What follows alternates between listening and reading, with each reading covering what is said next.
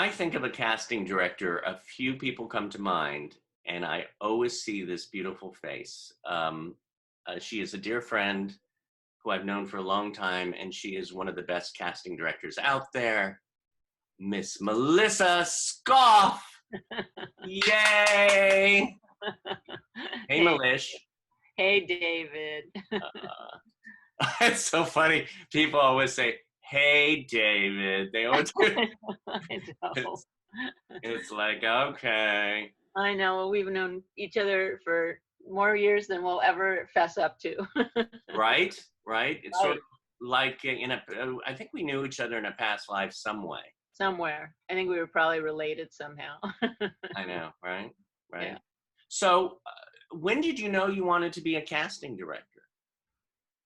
Interesting question. When I was a little kid, Mm. um, I always knew I was going to be in the movie business. So it was either be an actress or a movie star or work behind the scenes. And so really, I was always so fascinated by film and television. And, it was sort of weird, like when you were watching this person over here, and then you watch this person over here, how they do that. And I mean, I was probably 5 or 6 at the time, but now, then I learned about, about camera moves and editing and all of that stuff. And it was like, how do they get it exactly to be the right time? It was sort of like, well, there's editing again. So I was always fascinated by it. And I always had a propensity for actors and talent. I love talent. I've always loved talent. And so I would see people on screen and I would know their names, and not just movie stars, but other actors too. And sometimes I would see somebody on something and I go, that person's really good. That person's going to be famous one day. And sure enough, they would be. And not because of any magic wand I had, but just following their careers and watching them grow, because other people thought, oh, they're really good, Right. And so you could tell you had that feeling.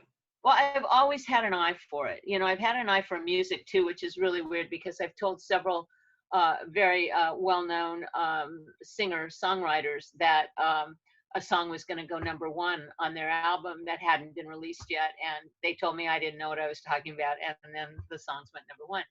So, there's just something about it. I've been told by people in Nashville and other people out here in the music business, high-end music, that I have the ear. But I also, and that's to me the greatest compliment, because I can't sing a note. But the other thing is, it's with talent too. Like, it's like looking at a diamond in the rough. I can see the diamond, and I've always been able to do that. And it's something that always fascinates me. And I love talent. One of my very favorite shows, well, several of them, Right. are The Voice and America's Got Talent. Yeah. And Britain's Got Talent, and we pick up things on YouTube from that. But I mean, it's amazing to me. And like, I posted something on my silly Facebook page the other day. There's a little girl, she on America's Got Talent the other night. No, this was Britain's Got Talent. I saw it on online, and she's like 12 years old, and she's saying "Proud Mary." And she nailed it to the wall, and she got the golden buzzer from Simon Cowell. Right. And so well deserved. She gave me goosebumps. And then I watched it again, and she gave me goosebumps again. And it's just so exciting to see people, not just 12-year-olds, but and people of all ages and types and stuff and talents, Mm-hmm. and what they can do. Although some of the things on America's Got Talent, I don't know why you want to be a sword swallower. Oh my God. Or I don't know why you want to stand like 5 people on top of each other. Some things I just don't get. But I don't not appreciate it. I just turn the other way sometimes. Right. But I love actor talent, and I love performances, and I love to really enjoy a movie or a TV show or something where I can just really lose myself in the story and the way it's told by the actors. Yeah. And so so that's just always been my passion, or one of my passions is talent. Yeah. And when I was 13, my dad said, "What do you want to do this summer?" And I said, "I want acting lessons." And this was before there were acting classes on every corner, Yeah. And so my dad opened up, it was on a Saturday. My dad opened up the Sunday paper, Saturday Sunday paper, and he went down to the, to the ads, and he goes, "Oh, here's one." And we called and made an appointment, and I started this adult acting class. And I was 13, my sister was 11, and we just jumped in, and it was so much fun. Oh, so you did it with your sister? I did it with my sister, and then I went through. We had a drama department in my high school, and then I went to college, and I have a degree in theater, film, and TV, and so it was all of this stuff, and then, but I mean, I was clearly destined for the movie business. There was no question, and I was really. I'll share this because it astounds me when I think back on it. When I graduated college, I was actually a tour guide at Universal Studios, and my junior senior year in college, and my freshman and sophomore year, Yeah. I had fallen into a job working for a guy known, a paid job, working. He became student body president, and in my college, and I got a job with him. So when I graduated, I had 2 years of paid secretarial experience and 2 years working at Universal Tours. And so I started applying at studios. My dream was to work at Warner Brothers, because I'd been on VIP tours there before, which they weren't. It was a different VIP tour than it is now, but I knew somebody there, and I used to call up and say, "I'd like to come in and take the tour on Friday again," and I just do it. And I applied at several studios and had job offers at all of them, including Warner Brothers. Right. I actually started at Paramount before I started at Warner Brothers, just floating, because you had to float in order to get your day so you could join the office union. Right. And so I started there, but then I had a job offer at Warner Brothers, and I walked right in, and I became the assistant to the entire music editorial department, Oh, which wow. was very exciting, because I got to work with everybody, all the directors on all the feature films and TV shows that were coming through, and it was really exciting. And that's how you're connected to the music part of it as well. Well, actually, I always had like this weird connection to music. Like I say, I can't sing a note, and I have a guitar, and it's like people, very accomplished artists and some famous artists have picked up my guitar, and I go, "Oh, it works," because I never quite. I had 3 guitar teachers quit on me, so it really wasn't my forte. But I do have the ear, so, and Yeah. I love music, as you know. Oh, yeah. And I and anything to do with talent. So anyway, so I went to work in Warner Brothers, and I worked in the music editorial department. And when that assignment was done, I started working for different producers and directors. And I had so many opportunities to do things. I was actually offered, which I was told was like unheard of by this man who ran the editorial department. I was offered an apprenticeship at Warner Brothers Feature Film Editing. And I turned it down because I didn't want to be a film editor. I wanted to be in casting. I wanted to work with actors. You like more of that connection. Yeah, I didn't want to be locked in a room with a whole bunch of tape or film that I could accidentally piece together wrong. Right. I wanted to be I wanted to be with talent. That's with actors. That's was my passion. And so I worked for producers and directors for several years, and then I segued into an opening at Warner Brothers. I actually was working for Clint Eastwood at the time, which was great. Now, was that your first casting job for Clint? No, I mean, I was working for him as an assistant. Oh. I was working on a film he had hired. He was going to make a movie. It ended up not getting made, but I was going to work on that film with a writer, producer, and Clint was also going to produce it and direct it. And it was really wonderful. And then I got this job that came up in casting that I'd wanted for a long time. And I went to Clint one day and I said, "We need to talk." And he would always grin at me and put his arm around me. He was like a total gentleman. He was so cute. Yeah. And he put his arm around me and go, "What do you need to talk about?" And I said, "I'm quitting." Oh no. I'm going into casting. I'm thinking, what am I saying? And Clint just grinned at me and he said, did I do something wrong? And I said, no, I love working here, but I've wanted to be in casting, and I've got this opening. And he said, hey, so we'll work together in casting. And we did. Which was really wonderful, because I started, and my boyfriend at the time, who was an executive at Warner Brothers, said, you can't go from being Clint Eastwood, one of the assistants, to being a receptionist in a casting department. And I said, yes, I can, and I will, because I need to learn it from the ground up. So I went in there. We were as busy as could be, because we were three departments melded into one. We were feature film, television, and administrative casting. So I learned everything from the ground up: contracts, paperwork, all of that stuff, the TV end of it and the feature end of it. And then I became the assistant, associate, whatever, we didn't have those titles then, to the head of the department. And she was the head of feature film and TV casting. And then they promoted me, and we were working features, and then they promoted me and put me in the TV department. And so I had a really fantastic opportunity to work in all three areas. Of course, the administrative area also was part of working in features and television. And it was very, very exciting, and I loved every day of it. And it was blood, sweat, and tears. Don't get me wrong; it wasn't an easy, breezy kind of a situation, but it was an incredible, intense learning situation with lots and lots of hours.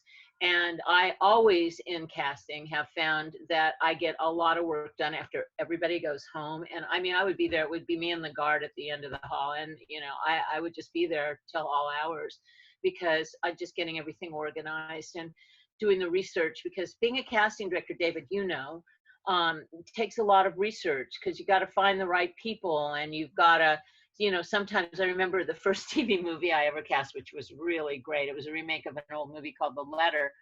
And we had Lee Remick, who I loved, and who didn't love Lee Remick, and Ian McShane, who was a hunk. Oh my God. I met him on the set with Jerry. Oh yeah? On Deadwood. Yeah, he's a sweetheart. Well, he does, when he was back in the day, OMG, he was a hunk of burning love. Well, he's still, one of the nicest guys. What an energy that man has. Lovely energy, and a brilliant actor. And his wife and I were friends too. And I actually went out with him a couple of times for dinner and stuff. I just love working with him. But anyway, this movie took place in Malaysia. And so, I was a little unfamiliar with, Malaysian accents and stuff. So I got out, I went to the library, and I looked at books on Malaysia so I could really get a feel for what people look like and everything. Yeah. I did my research there. And then there was a wonderful, wonderful man who I absolutely adored, named Guy Lee, who ran an agency called the Bessie Lou Agency. Right. And he specialized in Asian actors, and I called him up and said, help. And he helped me, line up some people that played Malaysian, looked Malaysian. Right. So anyway, so I don't want to go on. No, I love these. It's like you're taking me on a ride and a journey, and it's like, oh, I feel like I'm in one of those Disneyland rides, and it's like, and this happened here for Melissa, and this happened here. Yeah. Oh no! I want to, because somebody just popped on from one of your hit shows, Jag. Oh yeah, who's on? Well, I just will find out. I mean, there were so many amazing people in that show that you cast for what is it, over 150 episodes? Something like that, yeah. 159. There was David James Elliott, Catherine Bell. There was so many. There was Randy Vasquez. Yeah. And we've got one of them here today. Who? Hello? Who is it? I'm dying to know. I know. It's like very secretive here. Oh, it's taking a little time to get on. What about Jag? What about Jag? What about Jag?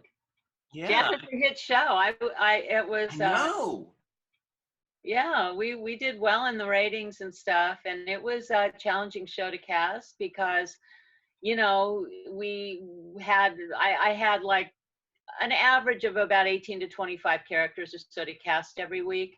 Wow. And, you know, when an episode runs about 7 days, unless it goes over a day or so, you know, when we start, let's say when we start to shoot episode 7, Right. we're prepping episode 8.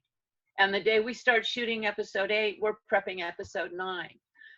Excuse me. So you have a constant influx of people you need to cast, and sometimes it was nuts because the producers, like, they give me a script and we'd start to cast it, and 2 or 3 days in they go, you know, we think this script still needs some work, so take this one instead. And it was like, because now I'd have to go back and start from scratch, but I'm missing a few days. So it was a lot of hours, which I never complained about. I was always there till the wee hours. What about you? Was it a lot of hours for you? Who are we talking to? Randy! Hi. Hey, oh, look at you. You're as cute as you ever were.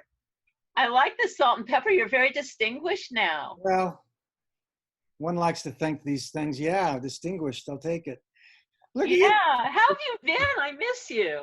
No, I'm fine. I was telling David earlier that I'm actually, you know, man, a lot of years of acting and stuff. But so now I've been creative in a lot of other ways. But kind of developing my own TV show. Great.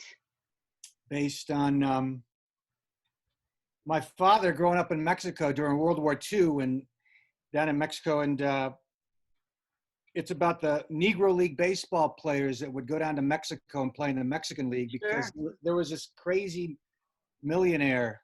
He was like, they call him the Mexican George Steinbrenner.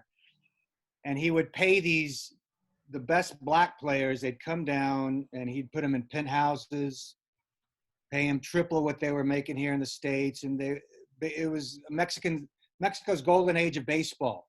Uh-huh. So, and this went from about 1940 to 1948. So I'm developing a series based on those players. Awesome. And a book that tells about what happened during these years and how he influenced Major League Baseball and stuff. That's so cool. That's great. And yeah, just listening to your talk about how TV series are made, and you know, it's crazy. I can imagine. I mean, oh yeah, it's easy for me just being the actor and showing up, but behind the scenes is. I know, and I cast you. I know. Well, I remember that day because I don't know if you remember, but it was in I think June of '99. That's about right. And in May or June, the pilot season had been announced for that fall, and of course there wasn't a lot of diversity, and a lot of the groups were making some noise, and so. But also, I had just come off The Love Boat, which had been canceled. So, right. You know, coming off a show, I guess I was kind of hot. But I walked in that day, and Don was in there, and you know, the other couple producers and you, and he said that, well, we're determined to get a Latino on this show, blah, blah, blah. And I did the audition, and that was it. Yep. And we loved you. But, you know, I think with all due respect, I think it was CBS, if I'm not mistaken, who said, you know, let's bring a Latino regular in. And I said, fantastic. Yeah. Because you know me, I love to, you know, to cast the rainbow of you know, types and ethnicities. And so I was thrilled to have the opportunity to do that, and that we were adding on a character, because we can always do that, you know. Do you feel more and more the rainbow is getting brighter for the casting? Well, yeah, I mean, it was just, you know, it was being, I mean, first of all, when you cast a military show, the military is made up of multiple ethnicities, and our audience was made up of multiple ethnicities. And so my feeling was, and always is, and always has been, that you need to appeal to and represent everybody. Mm-hmm. You know, I don't like things that are just white bread or what. It's like I find it offensive. It's like that's not what the world is all about. Yeah. So it was really great to be able to do that. And then there was our friend. I have to share this one too because this is a great little tidbit to add to our little thing. And you were around then, Randy.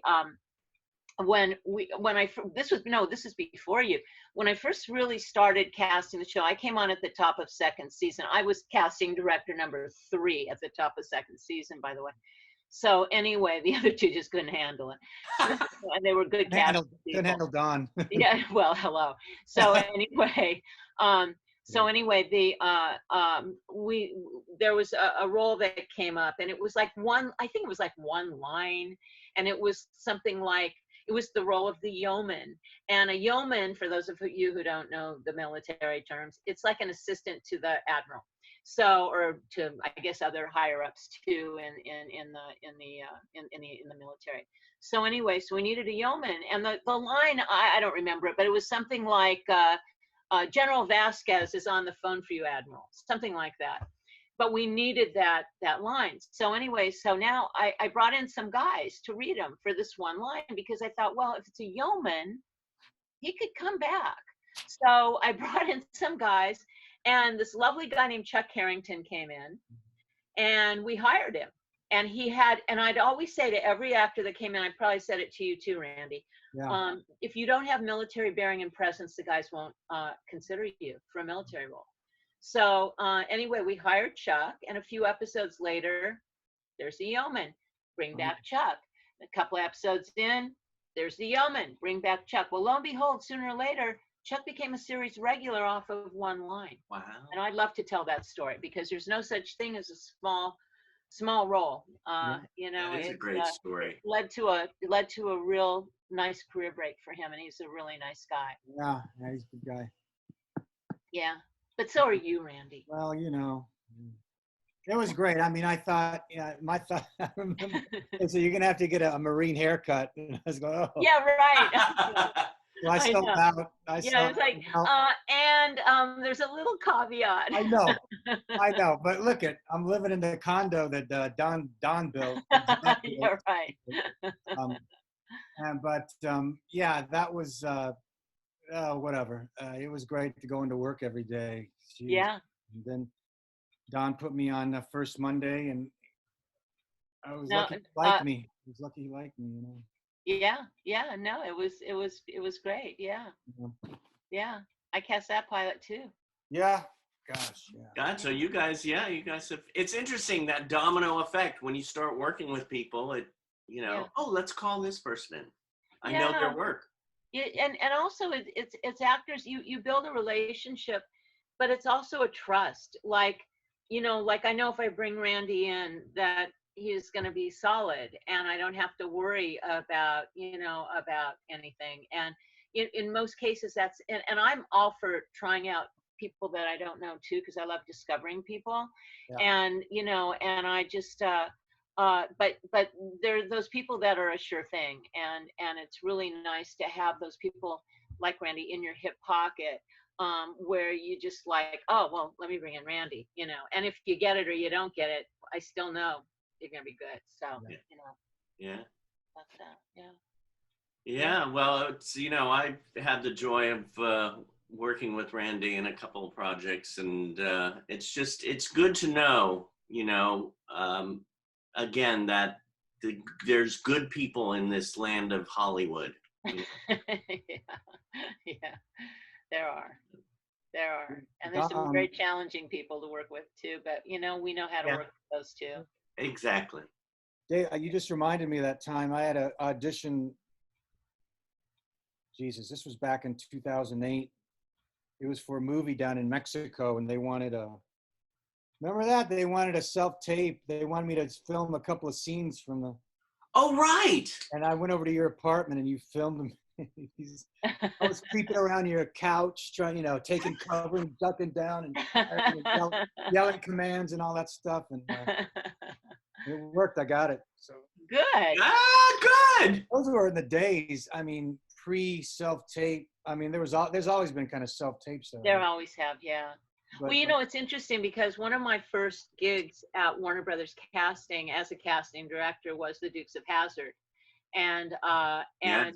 when John Schneider and Tom Wopat abruptly left the show for 17 episodes, it was my search, but we conducted what was then, I think, the biggest talent search in the history of television, and we had there were agents all over the country, and managers and actors sending in tapes, that were out of state, and we did fly some in to screen test, and then so the idea of tapes is not a new idea, but it's just the way it's being implemented now. What do you prefer? Do you like seeing somebody in person? I mean, of course, not right now during Right, the not during pandemic, the pandemic, but you, yeah, I think I ask actors sometimes, if you had your choice, what would you choose? And some actors will say, well, I prefer doing a self-tape, and I say, why? And they say, because I can keep doing it until I get it right. And I say, okay, how do you know when it's right? exactly. You don't. And the thing is, when you're in the room, there's an energy, and we also get to know you. And there's also, usually, not with all casting people, but usually there's discussion, there's chatter, there's, what have you been up to, there's whatever. And also your aura enters the room. And when you leave, you want to leave your aura in the room, because that's what we're going to remember. And then also, we always want hard copy pictures and resumes. At least I do. I still do. And then at the end of the session, we either like have a table, or we just lay everything out on the floor like a deck of cards. And then we see, okay, we have these guys for this and these guys for that. And when you have the picture in front of you, and producers and directors will pick it up and look at the resumes, and and then we can mix and match, and we can figure out who we're calling back, who we're going to set, what we still need, whatever. And so, but I like live auditions, and my office, I think Randy remembers this, it was a revolving door. It was like there was never a dull moment, and the phones never stopped ringing off the hook.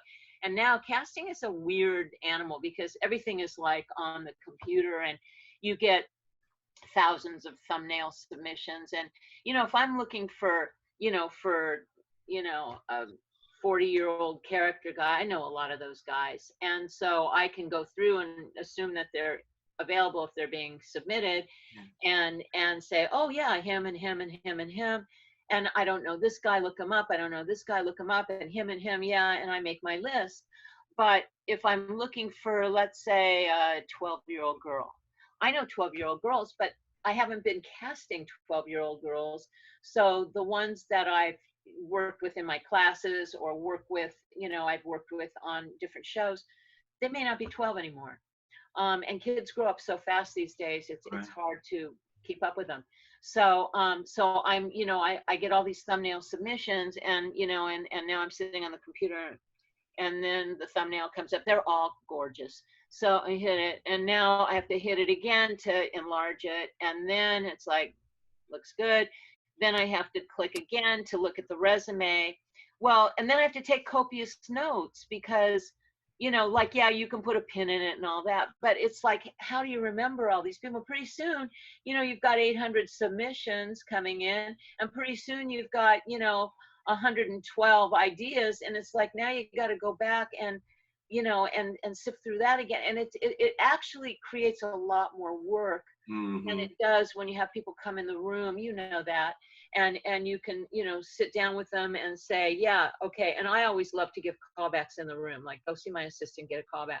Or I write down the callback, or I'll say, we'll get back to you, and then maybe that person's callback. Well, it's that human connection. I love that human connection. Yeah. Because here's the problem with putting yourself on tape. Let's look at let me be the devil's advocate. I'm not speaking about myself, because I look at everything and I love talent. Yeah. But not every casting director loves talent. I've had casting directors I've heard, I hate actors. It's like, well, then what the hell are you doing in casting? Go do something else.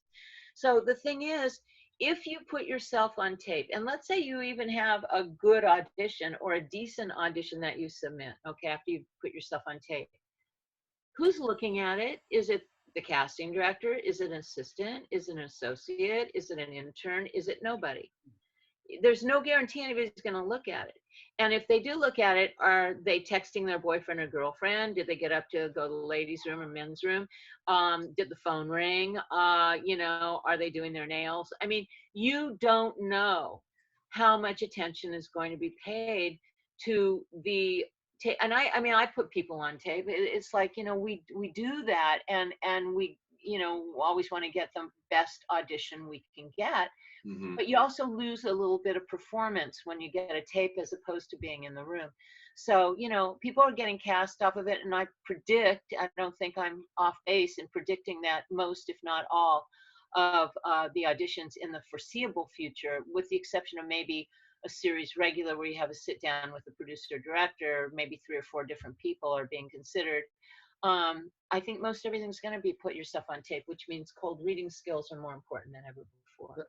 Well, one thing that I really enjoyed is when, one of the times that I can remember is when I worked for you as an assistant for Augusta Gone. Mm-hmm. And it was such a good learning experience. Yeah. I mean, you really, I mean, I had done a few things here and there, but you really taught me the structure of it. Oh, yeah, yeah. And there is a structure of it. Randy was going to say something. Yeah, I like what you say, Melissa. I mean, a lot of actors say, yeah, I love self-tape. And, you know, what I hate about self-tape is that before you know, you've spent 4 or 5 hours on a damn scene. And that seems too, I mean, it's like overkill, but you still don't know if you have, I mean, because so many, like, you know, sometimes you get, you know, as a coach, I mean, I've read so many scripts and cast so many things, you know, but if I'm casting it, I know what we're looking for. If I'm not casting it, sometimes things are generic enough that several roads lead to Rome, you know, so you can, and we try different things to see what works best. And, you know, and sometimes even do a backup, you know, doing it a different way. But I just really, yeah, I mean, it's imperative that we nail it, and there's not a lot of information given, and people are, you know, much more private about their projects because they don't want it to get out on the internet and, you know, all of that stuff. So you know, so actors are getting less and less information and being relied on more and more to come up with, you know, perfect self-tape. So yeah, I had a audition earlier this year. I went into the office over in Wilshire, and I had read the scene and I had a take on it, what I thought I understood about it as was written. And I went in there and auditioned, and the casting just said, no, this is what's going on. And I'm going, and in my mind, I'm going, oh my God. He says, yeah, it's hard to get from the sides. I know it's hard to. Mm-hmm. And so there's that, and if you're doing a self-tape, then you're screwed because you can go off in a whole other direction. Exactly. As opposed to going into the office and having that kind of bomb dropped on you. But, you know, a good cast director will understand and help you get through it. And this guy, I can't remember his name, but we did it until he felt that I'd gotten it right. And I really exactly, because you got direction, you know, and you don't get the advantage of direction when you put it on tape. I mean, except with a coach. But again, you know, I've cast over 150 TV shows and feature films and hundreds of episodes. Yeah. So it's like I pretty much have a pretty good idea of what is what. But again, sometimes things are a little tricky. I was doing a movie once for Warner Brothers years ago after as an independent casting director, after I'd gone independent. And it was a comedy, but it was a very quirky movie. And the guys that were coming in, and they were all really established actors, just weren't quite getting it. So I remember I called an agent on this one actor, and I thought he's really right for this. And I said, but I want him to come in and pre-read with me. Yeah. And the agent said, he's not going to come in and pre-read. He doesn't need to. And I said, listen, if he comes in, I'm going to give him the answers to the quiz. So I think he needs to come in. Yeah. And he goes, well, I don't. And I said, just ask him. Well, are you guaranteeing him a callback? And I said, I'm 99% guaranteeing him a callback unless he really blows it. So I wouldn't be calling you if I didn't think he could pull it off, but let's give it a try. And the actor came in, he said, I'm so glad I could come in and work on this with you because it's a little ambiguous. Yes. And we got it, and he got the part. Like that. It's ambiguous. It's ambiguous sometimes. Yeah. And it's hard enough to figure out a scene. Sometimes actors will say, oh, this is what it's about. And they'll follow through on their choice, totally unaware that it's not that. They send that self-tape in, they don't get it. And but I don't, there's, auditioning. I fortunately have my reps like me and they send me out, and I've learned a lot. I've grown up a lot, Melissa, since we've talked. And I think that personal maturation process really helps in the office, because you're so much more fearless as you get older as an actor. Sure. So that's helped me a lot. And so I have a lot of confidence, and that's really helped my process. I mean, but it comes down to, figuring it out as much as you can, and just executing that honestly. And over the years, I've learned that so many cast actors say, just talk to me. Just it's simple. So there's always that simplicity that so many people seem to want on TV, I guess, particularly. But I was fortunate. I did a Will and Grace last year. Oh, cool! I love that show. Yeah, and I was going over it with a friend, and we thought we had decided on what I wanted to do, but between working on it and going to the auditions, something else hit my brain. I thought, no, it's got to be a little bit bigger. Yeah. Because this is Will and Grace. Right. And so I notched it up a little bit with my choice, a little more theatrical, a little more fun, and I got it. So, you just never know. You got to, a sitcom, you got to be a little bit bigger and funner. Well, yeah, and Will and Grace is an over-the-top show anyway, because Megan Mullally doesn't talk like that, and Sean Hayes is like so, big and broad, and it's wonderful because it's so playful and so broad. Yeah. And it's the same thing with Seinfeld when it was on the air, And I don't think I could have gotten Will and Grace 10, 15 years ago. I don't know if I would have been open. You maybe more reserved, maybe. Probably, more controlled. But now is a good time, and I hope I can do more. I see my sense of humor has gotten a lot better as I've gotten older, of course. I laugh a lot easier. It's great. And it's great. And so, but I don't know. I mean, I ask you, if we're going to do all these self-tapes, and we can pay people a lot of money to work on it for an hour with us, or we can really lean on what we've learned over all these years in these classes and really apply it to a scene on our own. Sure. Work on it with an acting friend or whoever who knows something. But it comes down to, knowing what the scene is and putting that there. Well, classes are so important. Classes are so important. Yeah. And you teach. I do teach. Well, you teach too. Yeah, we both do. And it's just, it's all about just, keeping the wheels turning and the machine oiled and working. And I think it's very exciting to see what we come up with. And it's always great to work with another person. I think, a lot of people do rely on me to help them with auditions and stuff, and I love doing it. But it's, it is more challenging now for actors because, again, cold reading skills are more important than ever before, because you got to be able to go right to the heart of the character and the core of the scene without much time to prepare, if you have any time at all. We had one guy when I was casting Jag. It just came to my mind. He was so cute. And I don't even remember who it was, but I brought him in for some role, and a good role. But it was a last minute thing.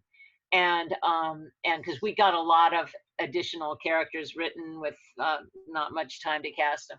And so anyway, he comes in and he was like a house painter, and he's covered in paint. He's wearing white, things, and he's covered. And he walked in, and we just started laughing. And he goes, "I'm so sorry. I'm so sorry. My agent called me. I had a job. I'm painting this house, and I didn't have time to go home because I live on the other side." And we're going, "It's okay. It's okay." It was either get here or not get here. So I got here. It's okay. So, and he had hardly any time to even look it over, and he nailed it. He got the job, and it was like good for him, for just, making the choice to just show up as he was. Sometimes actors would do stupid things though. Like I remember on JAG again, there was one guy and one girl, like in 2 separate episodes, who like went to like Western costume and costumed up. And it's like, we had this wonderful, wonderful wardrobe man who we love, Paul.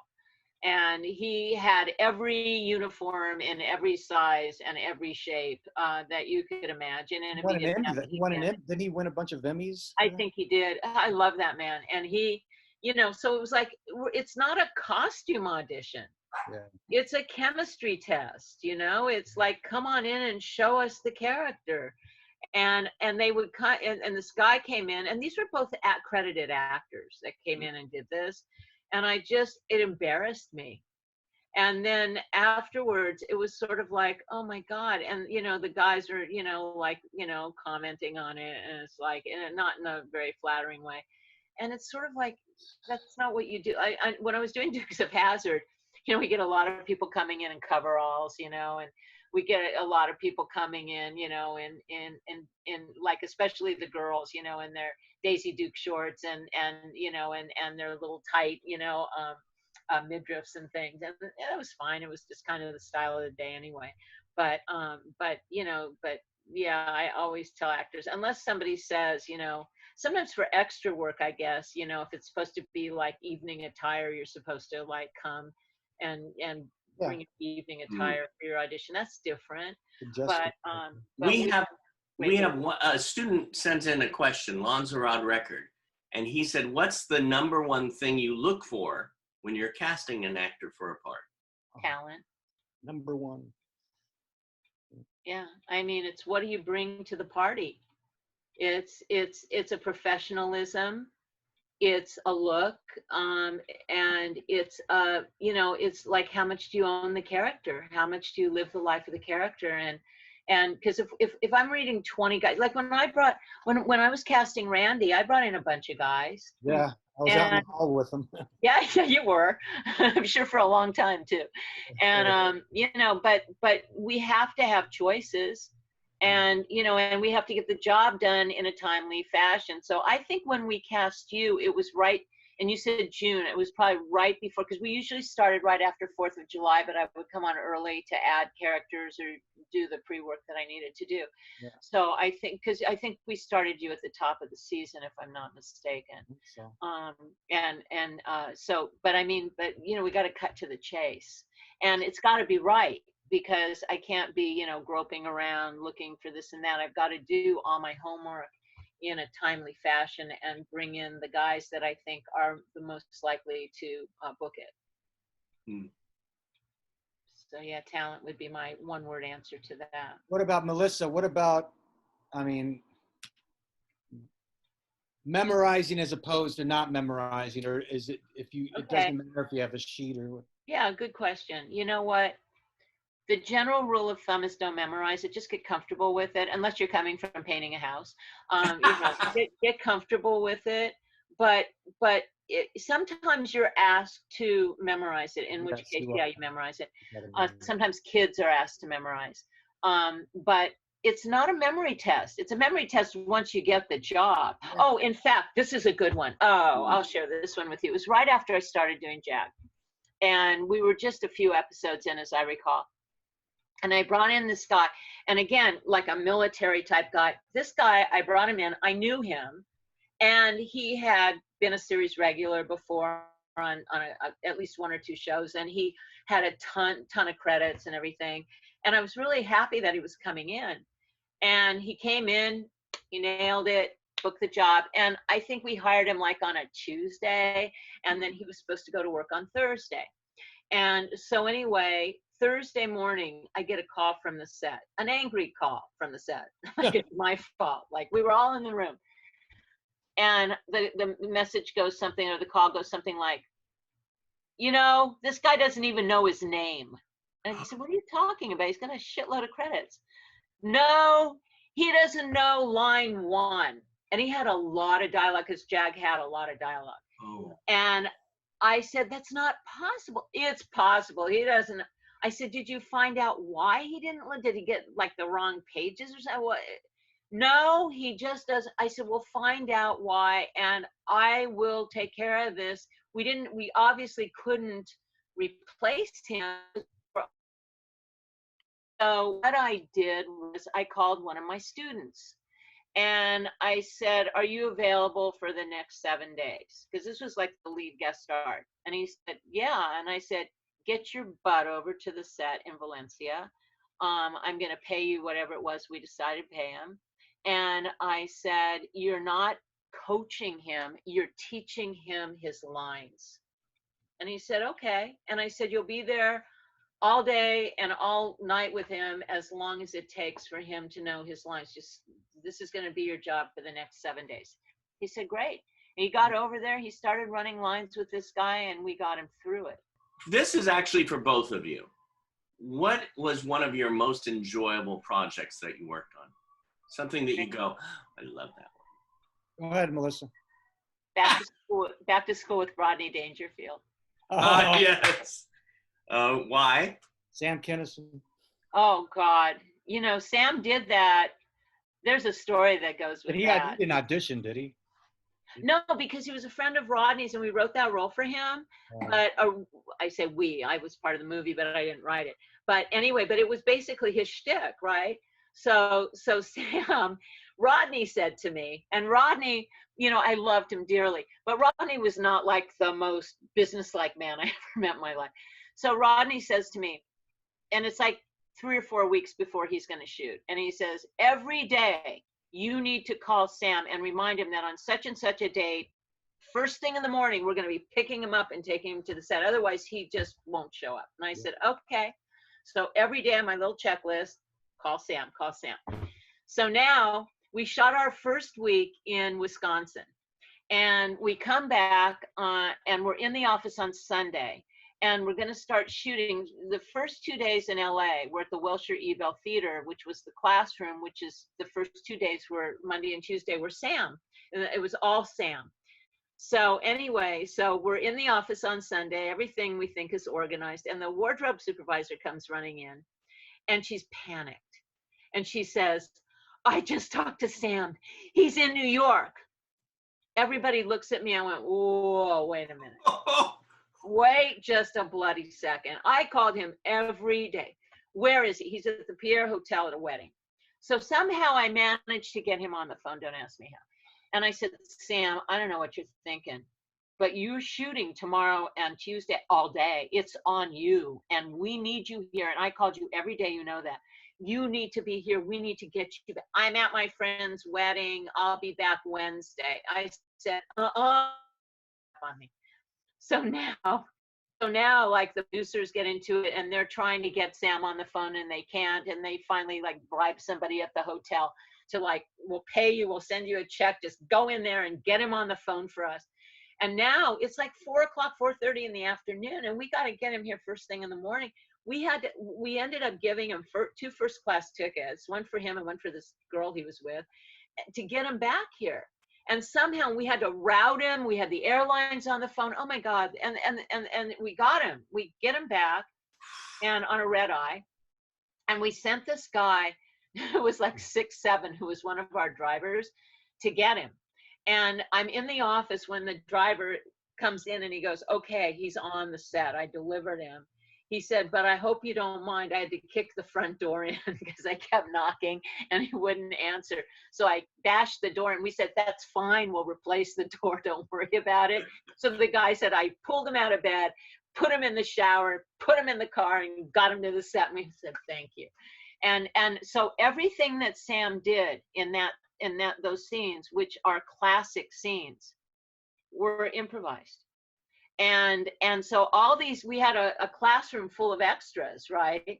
And Sam was just, for those of you who don't know Sam, you should watch Back to School. It's brilliant comedy. Yeah. But anyway, Sam was like jumping in their faces and screaming at them, and and these extras were like, like this, because it was all on the cuff. They didn't know what was going on, and neither did we. And it turned out great.